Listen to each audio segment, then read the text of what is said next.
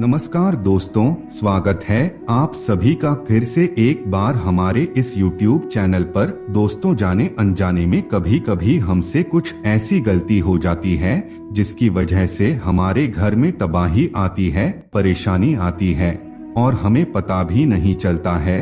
और हम लोग सोचते हैं कि हमने तो ऐसी कोई गलती नहीं की है, लेकिन हमारे साथ फिर भी बुरा हो रहा है। दोस्तों, घर में बना हुआ पूजा घर एक ऐसा स्थान होता है जहां से व्यक्ति की उन्नति होती है, व्यक्ति का प्रोग्रेस होता है। पूजा घर ही वह स्थान होता है जहां पर व्यक्ति बैठ करके ध्यान करता है, पूजा पाठ करता है, तमाम देवी देवताओं को प्रसन्न करके अपनी किस्मत को बड़ी आसानी के साथ चमका सकता है। लेकिन दोस्तों, कभी कभी भी क्या होता है कि पूजा घर में बैठकर के इंसान कुछ ऐसी गलतियां कर देता है जिसकी वजह से उसकी बनी बनाई किस्मत खराब हो जाती है। इसलिए पूजा घर से संबंधित सभी प्रकार के वास्तु नियमों की जानकारी होना आवश्यक माना जाता है, क्योंकि बिना वास्तु नियमों की जानकारी के बिना आप पूजा घर में पूजा करते हैं तो इससे आपको लाभ की जगह नुकसान हो सकता है। तो सबसे पहले दोस्तों, आपको जानने की जरूरत है कि पूजा का घर कहाँ होना चाहिए। कुछ लोग ऐसे होते हैं जो अपने पूजा घर को दक्षिण दिशा में बनवाते हैं। आपको बता दें, दक्षिण दिशा जो होता है वह यमराज की दिशा मानी जाती है, मृत्यु का दिशा होता है। अगर आप दक्षिण दिशा में अपने पूजा घर को बनवाते हैं तो इससे घर से सुख समृद्धि यानी कि सभी प्रकार की खुशी चली जाती है और घर में नकारात्मक ऊर्जा का संचार होने लगता है। हमेशा घर के सदस्यों के बीच वाद विवाद, लड़ाई झगड़ा होता रहता है। दोस्तों, शास्त्र के अनुसार दक्षिण दिशा में मंदिर होने से तरह तरह की बीमारियां घर में उत्पन्न होने लगती है। एक्सीडेंट का खतरा बढ़ जाता है, अकाल मृत्यु का खतरा बढ़ जाता है और कई लोगों के वंश में पीढ़ी दर पीढ़ी एक समान मृत्यु होती चली जाती है। यानी कि कुछ लोगों की मृत्यु जिस प्रकार से होती है, उनके पूर्वजों की मृत्यु भी ठीक उसी प्रकार से हुई होती है।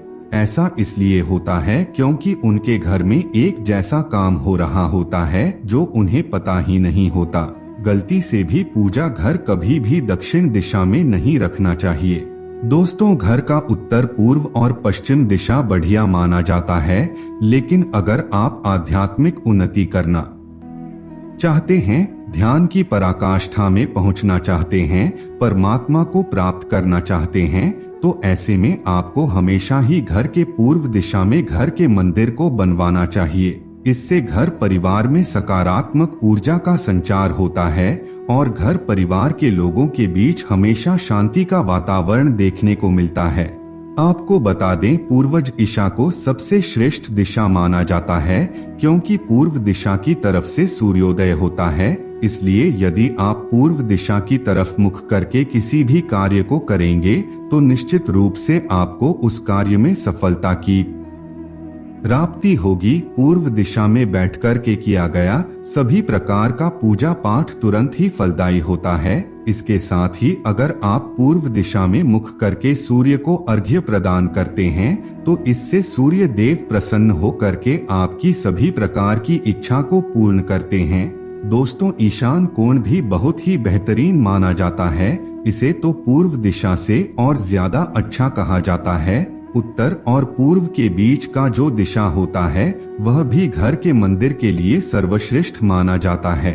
यदि ईशान कोण में आपके घर का मंदिर है तो इससे चारों तरफ से आपका प्रोग्रेस होने लगता है, घर में खुशियां आती है, कोई भी तंत्र मंत्र आपके घर में कार्य नहीं करता। अगर आप भौतिक उन्नति प्राप्त करना चाहते हैं तो ऐसे में आपको अपने घर के उत्तर दिशा में पूजा घर को रखना चाहिए। घर के उत्तर दिशा में पूजा का घर होना माता लक्ष्मी के आगमन का सूचक होता है। इससे माता लक्ष्मी काफी ज्यादा प्रसन्न होती है। इसके साथ ही बुध ग्रह मजबूत होते हैं, नौकरी धंधे तेजी से दौड़ पड़ते हैं। यह दिशा बहुत ही श्रेष्ठ होता है। इसके साथ ही दोस्तों, आपको कभी भी अपने पूजा घर में सनमाइका या फिर प्लाईवुड का इस्तेमाल नहीं करना चाहिए। कुछ लोग पूजा घर को सजाने के लिए सनमाइका और प्लाईवुड का इस्तेमाल कर देते हैं। लेकिन ऐसा बिल्कुल भी नहीं करना चाहिए। इसकी जगह आप मार्बल या फिर लकड़ी का इस्तेमाल कर सकते हैं। दोस्तों, अगर आप अपने पूजा घर में मूर्तियां रखते हैं तो हमेशा याद रखें, आपको मिट्टी की मूर्ति या फिर सोने चांदी की मूर्ति रखनी चाहिए। प्लास्टर ऑफ पेरिस या फिर प्लास्टिक की मूर्ति कभी भी अपने पूजा घर में ना रखें। घर के मंदिर में सोने चांदी की मूर्ति रखने से घर में उन्नति होने लगती है, घर में चारों तरफ से खुशियों का आगमन होता है, जबकि प्लास्टिक और प्लास्टर ऑफ पेरिस की मूर्तियां रखने से घर में नकारात्मक शक्तियों का संचार होने लगता है। दोस्तों, अगर घर में धन और ऐश्वर्य में वृद्धि करना चाहते हैं तो हमेशा ही मिट्टी या फिर सोना चांदी की मूर्तियों को ही अपने घर में स्थान दें।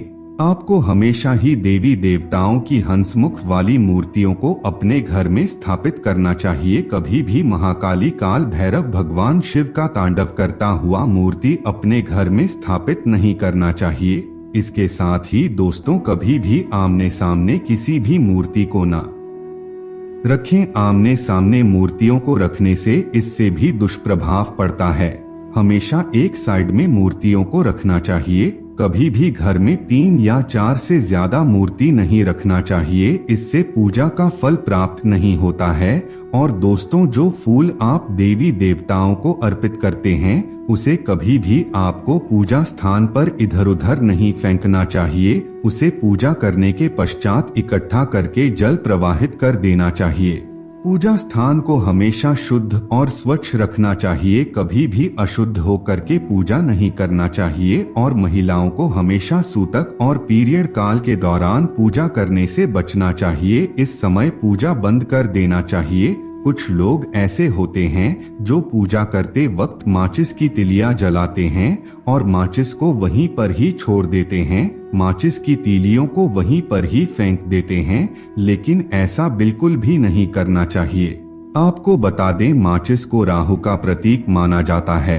अगर आप उसी जगह पर माचिस को रख देते हैं तो इससे नकारात्मक ऊर्जा का संचार होने लगता है। इसलिए दोस्तों, आपको माचिस जलाने के पश्चात उसे वहां से हटा देना चाहिए या फिर माचिस को वहां पर किसी लाल कलर के कपड़े में बांध कर के छुपा कर रख देना चाहिए। दोस्तों, कभी भी दीपक या फिर अगरबत्ती को लाइटर से नहीं जलाना चाहिए, हमेशा माचिस से ही दीपक और अगरबत्ती को जलाना चाहिए।